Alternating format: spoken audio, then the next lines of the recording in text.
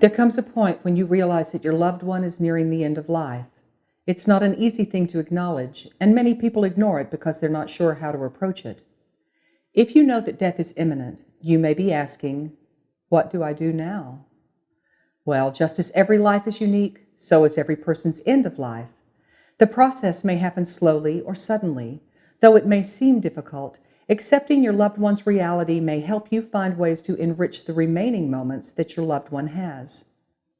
The goal of end-of-life care should be to make your loved one comfortable, follow his or her wishes, and have the opportunity to say goodbye. We cannot control what is happening, but we can control how it happens and how prepared we are for it.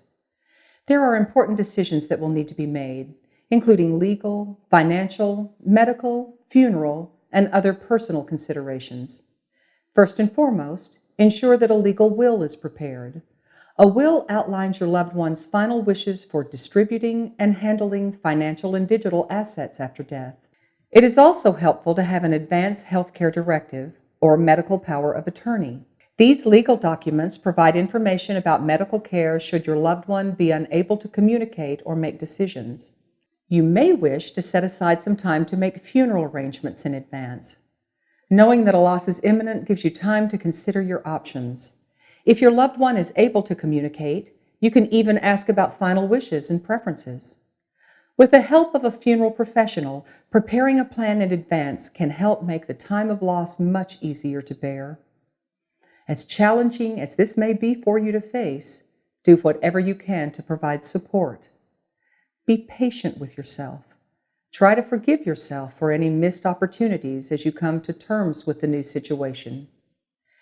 If you can't be there in person, you can always call, text, or write a personal note. Find some way to let your loved one know you care. Your loved one's physical strength and cognitive functions may have diminished, but the capacity to feel frightened or at peace, loved or lonely, sad or secure remain. So provide company.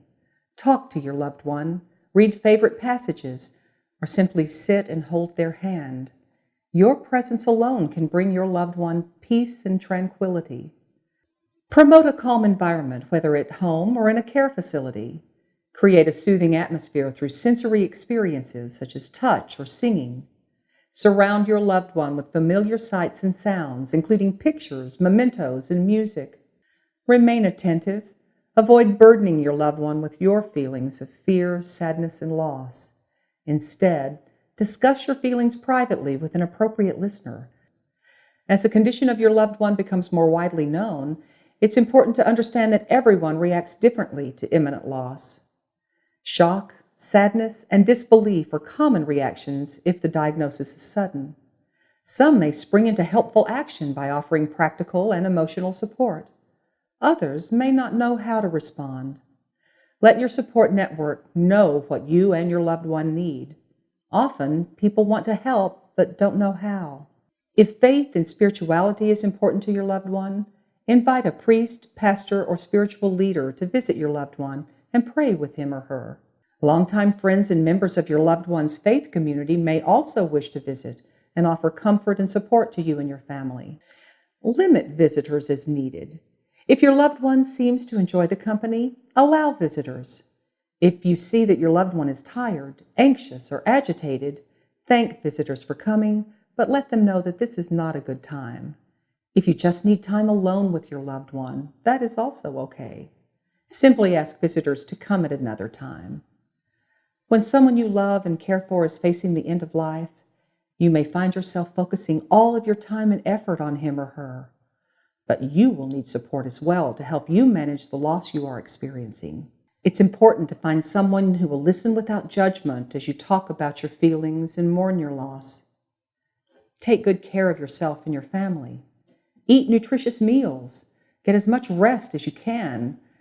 Try to spend time doing things that are calming and soothing to your soul. Even when we understand that a loved one's end of life is near, we may not feel prepared to cope with it. Remember that you are not alone.